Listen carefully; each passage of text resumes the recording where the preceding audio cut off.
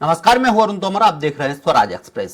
लोकसभा चुनाव की तैयारियों के बीच छत्तीसगढ़ के बस्तर में लगातार नक्सली घटनाएं बढ़ती जा रही हैं। वहीं से लेकर सियासी बयानबाजी भी तेज हो गई है। विपक्ष का यह आरोप है कि भाजपा की सरकार में बस्तर अशांत हो गया है। कांग्रेस की सरकार में बस्तर शांत था। बस्तर और प्रदेश बीजेपी से संभल नहीं रहा है। वहीं सरकार का दावा है कि फोर्स अब नक्सलियों को उनके घर में घुसकर मार रही है। देखिए खास रिपोर्ट। माओवादियों के खिलाफ बस्तर संभाग के 7 जिलों में सुरक्षा बलों ने बड़ा ऑपरेशन लॉन्च कर दिया है। इसे नक्सलवाद के खिलाफ निर्णायक लड़ाई के रूप में देखा जा रहा है। बीजापुर के गंगालूर इलाके में मंगलवार को DRG Bastar fighters, cobra battalion और सीआरपीएफ का साझा ऑपरेशन चला। सुरक्षा बलों के साथ मुठभेड़ में 11 नक्सली मारे गए। इसके अलावा AK-47, LMG जैसे ऑटोमेटिक हथियार भी मिले। बता दें कि बस्तर में माओवादियों का TCOC यानी कि टेक्निकल काउंटर ऑफेंसिव कैंपेन चल रहा है। नक्सलियों की इस महीने में फोर्स हावी है। पिछले 7 दिनों के अंदर कुल 17 माओवादियों को मारा गया। इसमें 16 माओवादी बीजापुर और 1 को सुकमा में मारा गया है। कांग्रेस का दावा है कि प्रदेश में बीजेपी सरकार बनने के बाद नक्सली वारदात में बढ़ोतरी हुई। इन आरोपों को सत्ता पक्ष खारिज भी कर रहा है। बीजेपी सरकार बनने के बाद कुछ प्रमुख नक्सली घटनाओं पर नजर डालें तो 9 दिसंबर 2023 को नारायणपुर जिले के छोटे डोंगर में बीजेपी कार्यकर्ता कोमल माझे की नक्सलियों ने हत्या की। 13 दिसंबर को नारायणपुर में आईडी ब्लास्ट की चपेट में आकर CF के जवान कमलेश साहू शहीद हुए थे। 14 दिसंबर कांकेर में आईडी ब्लास्ट में BSF का जवान शहीद हुआ था। 15 दिसंबर कांकेर जिले में आईडी ब्लास्ट में BSF के जवान अखिलेश राय शहीद हुए थे। 17 दिसंबर को सुकमा जिले में नक्सलियों के साथ मुठभेड़ में CRPF के 195वीं बटालियन में तैनात सब इंस्पेक्टर सुधाकर रेड्डी शहीद हुए। बीजापुर की नक्सली घटना को लेकर गृह मंत्री विजय शर्मा ने कहा कि बीजापुर जिले के गंगालूर थाना क्षेत्र अंतर्गत 8 नक्सलियों के मारे जाने की सूचना है। संभवतः 1-2 नक्सलियों की ओर बढ़ने की संभावना है। LMG जैसे हथियार का होना चिंतनीय है। ये कहां से आया है, नक्सली क्या करना चाहते हैं, जांच होती है। समाज के बीच से ही कोई इस तरह के काम करता है। बीजापुर जिला के गंगालूर थाना क्षेत्र के अंतर्गत और 8 नक्सलियों के मारे जाने की सूचना है। संभवतः 1-2 के बढ़ने की ओर भी संभावना है। वो और स्पष्ट होने के बाद बात सामने आएगी। साथ ही साथ LMG मिला है, वहाँ पर LMG मिला है। ये मतलब ये चिंताजनक विषय है। LMG जैसे हथियार का उनके पास होना ये चिंताजनक विषय है। बीजापुर में पुलिस नक्सली मुठभेड़ पर PCC चीफ दीपक बैज ने कहा कि भाजपा की सरकार में बस्तर अशांत हो गया है। कांग्रेस की सरकार में बस्तर शांत था। बस्तर और प्रदेश बीजेपी से संभल नहीं रहा है। ये चुनाव संपन्न कराना एक बड़ी चुनौती है। बीजेपी 3 महीने में विफल हो गई है। भारतीय जनता पार्टी की सरकार में बस्तर फिर अशांत हो चुका है। हमारी कांग्रेस की सरकार में बस्तर शांत था, लेकिन इस 3 महीने की सरकार में पूरी बस्तर अशांत हो चुका है। बस्तर और पूरे छत्तीसगढ़ भारतीय जनता पार्टी से संभल नहीं रहा है। इसलिए लगातार वारदातें हो रही है। निश्चित रूप से ये चुनाव संपन्न कराना सबके लिए सबसे बड़ा चुनौती है और कहीं न कहीं भारतीय जनता पार्टी इस 3 महीने में पूरी तरह विफल हो चुकी है। बहरहाल माओवाद प्रभावित बस्तर के अंदरूनी इलाकों में शांतिपूर्ण चुनाव करना बड़ी चुनौती है। सियासी आरोप प्रत्यारोप के बीच बस्तर की जनता को आज भी सरकार से उम्मीद है कि बेहतर नीतियों से बस्तर शांत होगा और बस्तर में बारूद की जगह 4 चिरौंजी की महक फैलेगी। स्वराज एक्सप्रेस के लिए रायपुर से दिलीप साहू की रिपोर्ट। इस पर ज्यादा चर्चा के लिए हमारे साथ मौजूद हैं बीजेपी नेता सुनील चौधरी, कांग्रेस प्रवक्ता सुरेंद्र वर्मा, वरिष्ठ पत्रकार अनिरुद्ध दुबे। आप तीनों ही मेहमानों का स्वराज एक्सप्रेस में बहुत बहुत स्वागत है। बीजेपी नेता हैं सुनील चौधरी जी। सुनील चौधरी जी, आप कहते थे प्रदेश को शांत करेंगे, नक्सली घटनाएं खत्म करेंगे, लेकिन जब से आपकी सरकार बनी है एक के बाद एक नक्सली घटनाएं होती जा रही। देखिए, भारतीय जनता पार्टी की सरकार छत्तीसगढ़ प्रदेश में बनी है, उसके बाद से लगातार कांग्रेस कहती है कि नक्सली घटनाएं हो रही। जी, घटनाएं तो हो रही हैं, लेकिन उसका मूल अंतर आपको समझ में आएगा कि पहले घटनाएं होती थी तो हमारे सुरक्षा बल के जो जवान हैं वो शहीद हो जाया करते थे, लेकिन अब जब घटनाएं हो रही है तो नक्सलियों को मारा जा रहा है। नक्सलियों की मांद में घुस करके और उनके खिलाफ कड़ी से कड़ी कार्रवाई यदि कोई सरकार कर रही है तो माननीय विष्णुदेव साय जी की सरकार कर रही है। और हमने कहा भी कि भाई जिस भाषा में नक्सली चाहे तो आकर के बात कर ले, जिस भाषा में बात करेंगे वैसा जवाब मिलेगा। सुनील उनसे चौधरी कहा जी, कि सिर बातचीत पर करिए। चुनाव है, वोटिंग होनी है, उससे पहले इस तरह की घटना होना कहीं ना कहीं मतदाताओं को चिंतित करती है।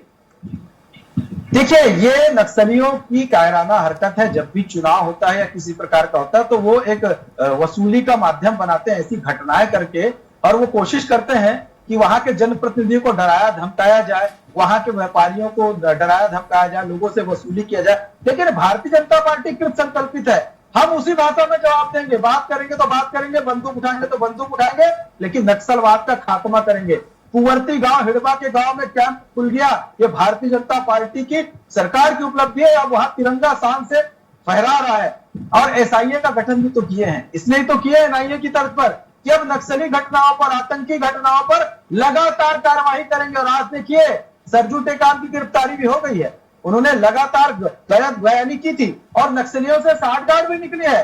तो ऐसे लोगों को छोड़ा नहीं जाएगा। और हम चाहते हैं कि बस्तर में शिक्षा हो, स्वास्थ्य हो, भोजन हो, बिजली हो, पानी हो, यातायात हो, सड़क, पुल, पुलिया, स्कूल, अस्पताल, जीवन जीने के जितने भी अधिकार हैं वो बस्तर को मिलने चाहिए। वहां विकास होना चाहिए। और इस आधार को लेकर के भारतीय जनता आप तो पार्टी सिर्फ सरकार इतना बता काम कर रही है। दीजिए सुनील चौधरी जी, इस बार शांतिपूर्ण तरीके से मतदान करवा पाएंगे छत्तीसगढ़ में? देखिए, मतदान करवाना ये चुनाव आयोग का, निर्वाचन आयोग का काम है, ये भी भली बात आप समझते हैं। लेकिन बस्तर में शांतिपूर्ण मतदान हो, छत्तीसगढ़ में शांतिपूर्ण मतदान हो और देश में भी शांतिपूर्ण मतदान हो, इसके लिए सबको मिलकर के प्रयास करना पड़ेगा। और भाजपा की सरकार यदि छत्तीसगढ़ में है तो निश्चित रूप से मान के चलिए कि छत्तीसगढ़ में किसी प्रकार की कोई घटना जो है वो करने के पहले सोच ले। जो घटना करना चाहते हैं कि अब सरकार भाजपा की है, तुरंत जवाब मिलेगा उनको, तो शांतिपूर्ण मतदान निश्चित रूप से होगा। सुरेंद्र वर्मा जी है, कांग्रेस प्रवक्ता है। सुरेंद्र वर्मा जी, बीजेपी कह रही है अब में और पहले में फर्क है। पहले नक्सली हमारे जवानों को मारते थे, जनता को मारते थे, लेकिन अब हम नक्सलियों को मार रहे हैं। सुरेंद्र वर्मा जी। अरुण जी, यह ऐतिहासिक सत्य है कि जब जब भारतीय जनता पार्टी की सरकार छत्तीसगढ़ में आई है, नक्सल घटनाएं बढ़ी है। अब ये फिर से ये दौर शुरू हो गया। अभी ये बड़ी बड़ी बात कर रहे थे, ये कह रहे थे कि सुरक्षा बलों की, स्थानीय आदिवासियों की शहादत कम हुई है। तो ये शायद शुतुरमुर्गी चरित्र है भारतीय जनता पार्टी का। पिछले 3 महीने के दौरान 30 से ज्यादा शहादत हुई है सुरक्षा बल के जवान और स्थानीय आदिवासियों की।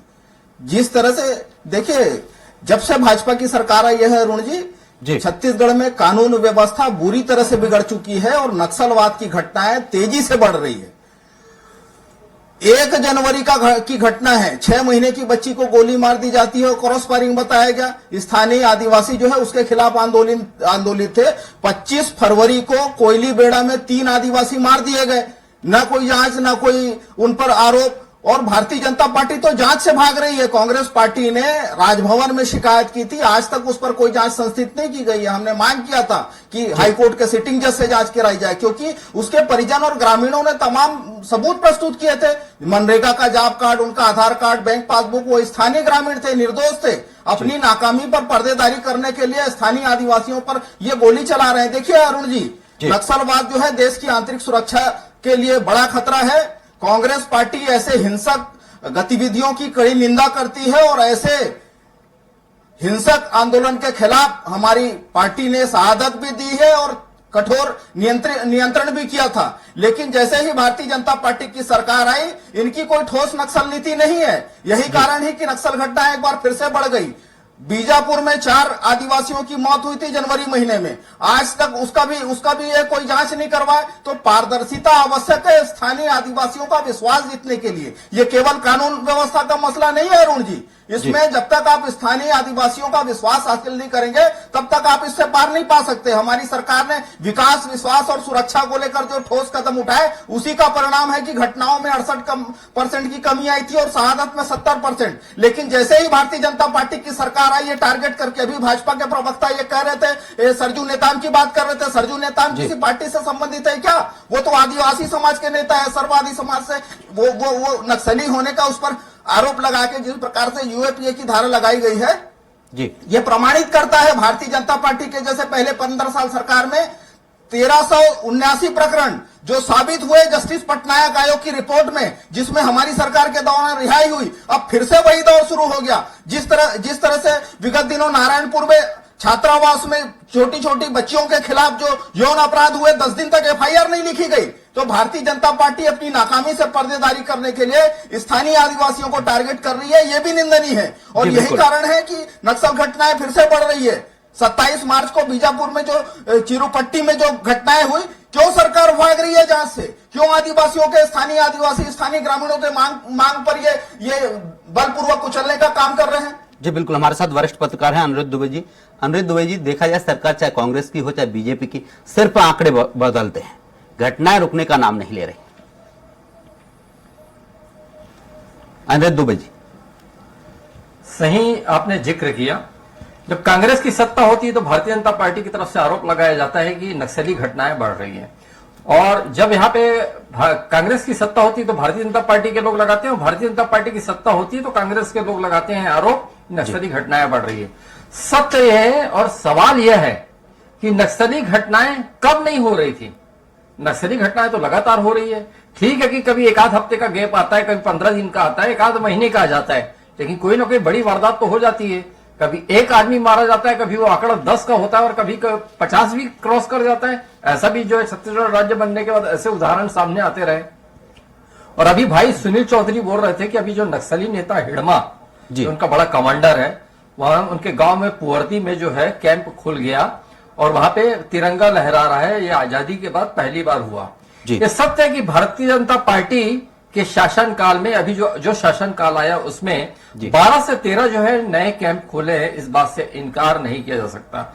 लेकिन दुर्भाग्य यह है कि लगातार जो मारे जा रहे हैं तो भारतीय जनता पार्टी के नेता जो है चुन चुन कर मारे जा रहे हैं। और क्या है कि कुछ चीजें क्लियर होनी चाहिए। जब मुख्यमंत्री यहाँ पे भूपेश बघेल जी थे, कांग्रेस की सरकार थी, तो भूपेश बघेल जी ने कहा था कि अगर कहीं नक्सली जो है भारत के संविधान पर आस्था जताते हुए बातचीत करने के लिए सामने आते हैं तो एक संभावना बन सकती है बातचीत की। विजय शर्मा जी ने भी कहा, जो हमारे छत्तीसगढ़ के उप मुख्यमंत्री हैं और गृह मंत्री हैं, महासाधक गृह मंत्री हैं, उन्होंने भी कहा कि वीडियो कॉलिंग के अंतर्गत भी अगर कहीं नक्सली नेता बात करना चाहें तो हम बातचीत करने के लिए तैयार हैं। और जब डॉक्टर रमन सिंह जी थे मुख्यमंत्री तो उन्होंने स्वामी अग्निवेश को आगे किया था कि क्या कोई बातचीत का रास्ता खुल सकता है। तो मेरा यह कहना है कि जब सब बातचीत के लिए हर कोई तैयार रहता है तो उसमें चूक कहां रह जाती है, कमी क्या रह जाती है? मैं मानता हूं कि नक्सली नेता विकल्प का जो 2 बार लेटर जारी हुआ उसमें शर्तें बहुत कड़ी कि सबसे पहले तो जो सीआरएफ के जवान हटा लें, तो पुलिस वालों को हटा ले, तो ये कर दें, और कोई गोलीबारी नहीं होगी, कोई मुठभेड़ नहीं होगी, कोई कुछ नहीं होगा। शर्तें उनकी कड़ी है। लेकिन जब इतना बड़ा मैटर होता है और इतना बड़ा मुद्दा होता है तो 1 या 2 बार की बातचीत से कभी कोई समाधान नहीं निकलता। इसके लिए ये इतना गंभीर मुद्दा है कि इसके लिए सतत बातचीत जरूरी है। मतलब बातचीत मैं नहीं बोलूं कि सामने आके बैठ जाए बातचीत करे, वो तो बात की बात होगी, लेकिन कुछ ऐसे सूत्र बनने चाहिए कि जिससे डायलॉग हो, जिनमें बातचीत हो। अगर ये प्रक्रिया आगे बढ़ेगी तो एक हो सकता है कि कुछ समाधान की ओर हम आगे बढ़ पाए। जी बिल्कुल। सुनील चौधरी जी, बीजेपी प्रवक्ता सुनील चौधरी जी, कांग्रेस कह रही है कि प्रदेश आपसे संभल नहीं रहा, स्थानीय आदिवासियों ने मार दिया जाता है, कह दिया जाता है कि मुठभेड़ हुई है, नक्सली हैं, और उन्हें नक्सली घोषित कर दिया जाता है। तो देखिए, कांग्रेस की सोच पर मुझे तो बड़ा क्या कहें उनकी बातों को। अभी सर्दी के काम की बात कर रहे थे, खुलेआम मंच पर धमकी दे रहे थे वो विधानसभा चुनाव से पहले कि भाजपा के लोग आएंगे तो उनको काट देना चाहिए, और इनके उस समय के विधायक वहां मंच पर बैठे हुए थे और इस तरीके की भाषा का प्रयोग हुआ। अब ये सर्दी के काम को कह रहे हैं कि वो सामाजिक नेता है। अरे धन्य भैया, और कौन सा नक्सली आई कार्ड लगा के आएगा भैया मैं नक्सली हूँ करके? कौन बोलेगा नक्सली हूँ? और रास्ते हमने कहा बंद किए? हम तो कह रहे ना बात करने के लिए तैयार हैं। अब आप बात करने आएंगे तो बात करेंगे, अब बंदूक लेकर के आएंगे तो भैया बंदूक का जवाब तो बंदूक से मिलेगा। और अभी एक कांग्रेसी को बात करते हैं, झीरम मामले में क्या हुआ? झीरम मामले में सबसे बड़े गवाह जो थे वो कवासी लखमा थे, उनको मंत्री बना के रखा 5 साल और अभी लोकसभा का भी टिकट दे दिया। क्यों भैया, क्यों डर लगता है आपको कवासी लखमा जी से? चाहे तो बार बार उनकी गोद में चली जाती कांग्रेस पार्टी और नक्सली के साथ खड़े हो जाते हैं। कोई मुठभेड़ हो गया, इसमें यहाँ हो गया, उसमें वहां हो गया, तो नक्सलियों के साथ खड़े हो गए। अरे भैया, कभी आप सरकार के साथ, जनता के साथ कांग्रेसी क्यों नहीं खड़े होते?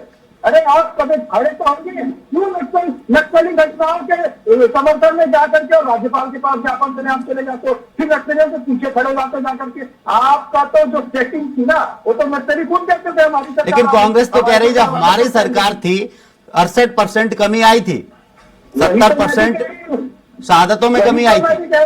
वही मैं कह रहा हूँ, सेटिंग की सरकार थी ना, ये लड़ने थोड़ी चाहते थे, ये तो रसद पहुंचाते थे। तो आप क्या कहना चाह रहे हैं? आप क्या कहना चाह रहे हैं कि नक्सलियों से कांग्रेस की साठगांठ है? बिल्कुल स्पष्ट बात है, नक्सलियों ने खुद कहा था इनकी सरकार के समय की सरकार हमको, सरकार आपकी है, केंद्र में सरकार आपकी है, राज्य में सरकार आपकी है, जांच करिए, अरेस्ट करवाइए।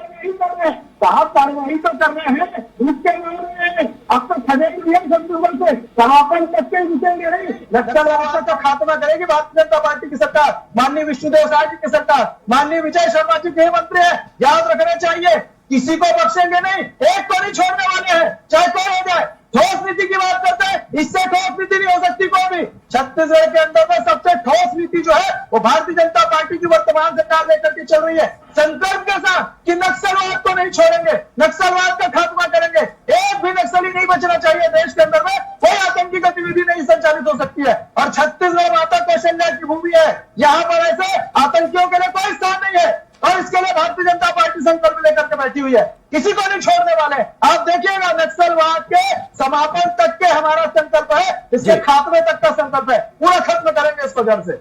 जी बिल्कुल, कांग्रेस प्रवक्ता हमारे साथ है सुरेंद्र वर्मा जी।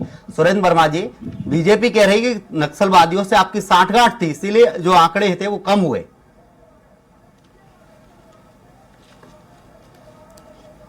अरुण जी इनसे पूछिएगा, इनकी बारी में ये बताएं कि धर्मेंद्र चोपड़ा भाजपा के किस सांसद की गाड़ी से उनकी गिरफ्तारी हुई थी एयरपोर्ट के पास, जो नक्सली सप्लायर के रूप में पकड़े गए। जगत पुजारा किस पार्टी के जिला उपाध्यक्ष थे जो ट्रैक्टर सप्लाई करते नक्सलियों को, रंगे हाथ पकड़े गए थे। पोडियम लिमगा की गिरफ्तारी तो इनके खुद के विधायक जो शहीद हुए दंतेवाड़ा के भीमा मंडावी, जिनके परिजनों को आज तक न्याय नहीं मिल पाया। तो सारे षड्यंत्र करने का जो पाप है वो भारतीय जनता पार्टी करती है और आरोप ये कांग्रेस पर लगाते हैं। गणपति और रमन्ना जो है, जब तक यूपीए की सरकार थी केंद्र में, तब तक एनआईए की जांच में डायरी में प्रमुख आरोपी के नाम के रूप में उनका नाम था। उनकी संपत्तियां तक कूट करने के लिए इश्तेहार सभी अखबारों में प्रकाशित थे। जैसे ही डबल इंजन की सरकार आई, केंद्र में मोदी जी आए, इन भाजपाइयों के दबाव में गणपति और रमन्ना का नाम चार्जशीट से गायब कर दिया गया। तो षड्यंत्र तो इनका है। पुलवामा के षड्यंत्र आज तक उजागर नहीं हुए। जिस तरह से मुद्रा पोर्ट में जो ड्रग्स आ रहे हैं, किसका संरक्षण है? जिस तरह से कांधार में आतंकियों को कौन छोड़ने गया था, संसद पे हमला किनके समय में हुआ, तो ये इनका इतिहास रहा है। आपको ये भी याद होगा अरुण जी, जब रमन सिंह जी प्रदेश के मुख्यमंत्री थे, नक्सल सलाहकार बनाए गए थे, केपीएस की पंजाब के पूर्व डीजीपी क्या कहा गया था उनसे, उन्होंने स्वीकार किया था और तमाम अखबारों की हेडलाइन बनी थी कि वेतन लो, मौज करो, कोई सलाह की जरूरत नहीं है। तो ये इनकी नक्सल नीति है। असलियत यही है कि छत्तीसगढ़ में नक्सलवाद को खाद पानी देने का काम भारतीय जनता पार्टी की सरकारों में हुआ था। अब वो दौर फिर से शुरू हो गया। स्थानीय आदिवासियों को ये नक्सली बताएंगे। यूएपीए की धारा किस पर लगाते हैं? बड़े पत्रकार थे विनोद दुआ, जिनको इन्होंने जेल में डाला था। कल जो केरल के पत्रकार थे जस्टिस कप्पन, पत्रकार कप्पन को जेल में डाला। उसी तरह से सरजू नेता जो सर्व आदिवासी समाज के नेता हैं, उनको नक्सली बता के जेल में डाल रहे हैं। प्रमाणित करे, तथ्य उजागर करे। तो भारतीय जनता पार्टी की जैसे ही सरकार आती है, ये भयमुक्त वातावरण जो छत्तीसगढ़ की जनता का अधिकार है, उसमें पूरी तरह नाकाम हो चुके हैं। पहले 15 साल में जो 314 स्कूल इन्होंने बंद किया था, उसको हमने शुरू किया। 75 से ज्यादा सुरक्षा कैंप जो है 5 साल यूपीए सरकार के दौरान खुले थे। जिस तरह से जगरगुंडा बासागुड़ा राजमार्ग था, जो 15 साल इनके कुशासन में बंद था। अबूझ मार्ग का सर्वे, राजस्व करवाने का काम पूर्ववर्ती कांग्रेस सरकार ने किया। जो नक्सलवाद के दंश झेल रहे हैं बस्तर की जनता, इनके समय में पहले भी मदनवाड़ा में एसपी की शहादत हुई थी। सुकमा में कलेक्टर का अपहरण हुआ था। 78 से ज्यादा जवान जो है ताड़मेटला में शहीद हुए थे। और ये फर्जी मुठभेड़ तो इनकी आदत है पुरानी। सारकेगुड़ा, एडसमेटा, पेद्दागलूर और जो मिडिल स्कूल के छात्र थे सोनकू और बिजरू, वो प्रकरण भी आपको याद होगा। गोली मार के नक्सली बता दिए। 12-11 साल के बच्चे नक्सली संभव है क्या? तो ये अपनी नाकामी पर पर्देदारी करने के लिए स्थानीय आदिवासियों को टारगेट करते हैं। तो जब तक ये इनकी पारदर्शिता पूर्ण नीति नहीं होगी, जब तक जो है जनता का विकास नहीं होगा, विकास से शासन की योजनाओं से जोड़ा नहीं जाएगा, तब तक ये समस्या खत्म नहीं हो सकती। लेकिन इनकी कोई ठोस नीति नहीं है। कभी बोलते हैं मोबाइल पे बात करेंगे, कभी बोलते हैं गोली से का जवाब गोली से। अरे वहां तक जो विकास पहुंच रही थी उसको तो बंद करने का पाप ये भाजपा की डबल इंजन सरकार कर रही है। जी अनिरुद्ध दुबे जी हैं वरिष्ठ पत्रकार। अनिरुद्ध दुबे जी, देखा जाए चाहे कांग्रेस हो चाहे बीजेपी एक दूसरे पर आरोप लगाती सही है, लेकिन ये जो नक्सली होते हैं ये पोषित कहां से होते हैं? इनके पास ये जो हथियार मिलते हैं कि 47 जैसे हथियार उनसे मिल रहे हैं, आखिर ये आते कहां से?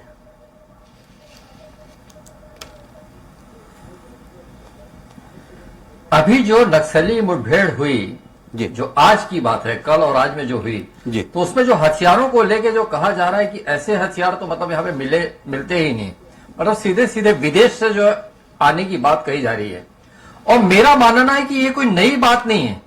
असली बात, एक लंबा अंतराल आ जाता है तो लोग भूल जाते हैं। मैं जाना चाहूंगा सन 2004 में, जब तत्कालीन गृह मंत्री थे रामविचार नेताम जी, और रामविचार नेताम जी अभी भी छत्तीसगढ़ शासन में मंत्री हैं। बिल्कुल।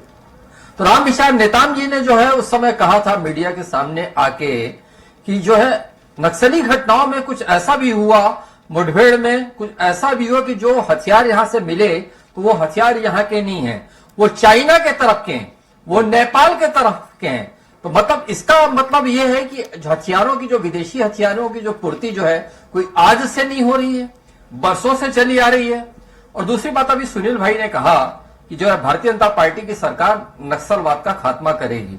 नक्सली समस्या का समाधान कैसे भी निकले, छत्तीसगढ़ का हर जो है नागरिक चाहता है कि इसका जो है समाधान निश्चित रूप से निकलना चाहिए, चाहे वो भारतीय जनता पार्टी के माध्यम से निकले चाहे कांग्रेस के माध्यम से निकले। लेकिन यह है कि इंतजार की घड़ियां लंबी होती जा रही है।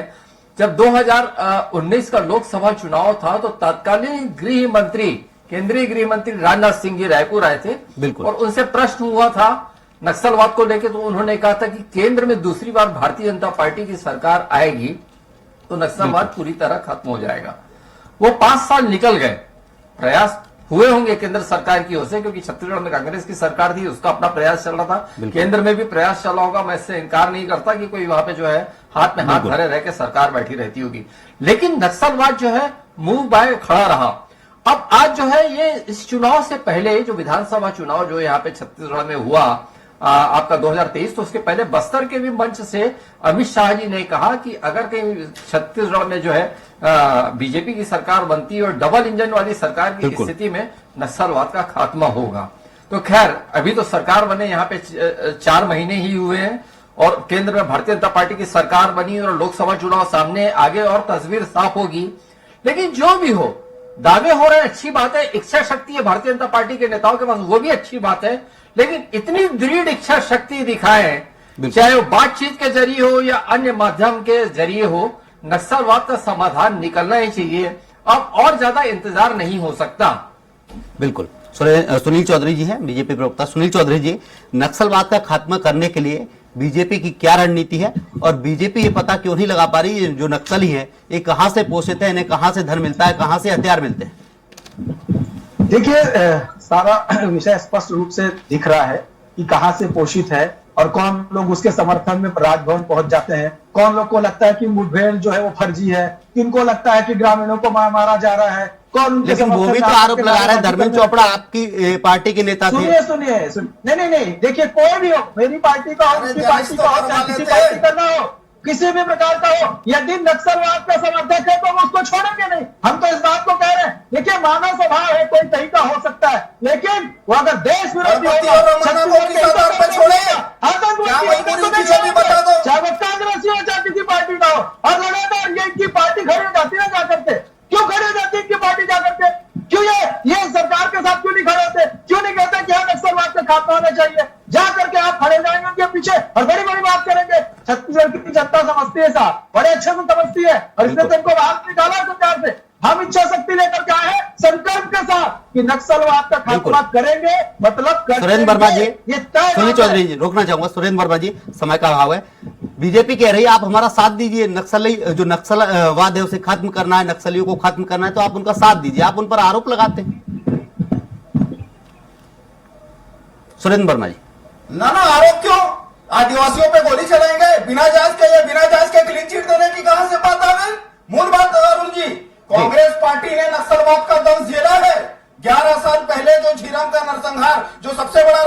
नरसंहार इन भाजपाइयों के इशारे पे हुआ था। उससे सबसे बड़ा दंश जो है आज तक उससे बड़ा कोई राजनीतिक नरसंहार नहीं है। और सुभाषु चौधरी बड़े पत्रकार हैं, BBC पे रहे हैं, उन्होंने इन भाजपाइयों के साथ बात की। कंप्लीट के एक पत्रकार है आशुतोष भारद्वाज, आज तक इन भाजपाइयों का खंडन नहीं आया।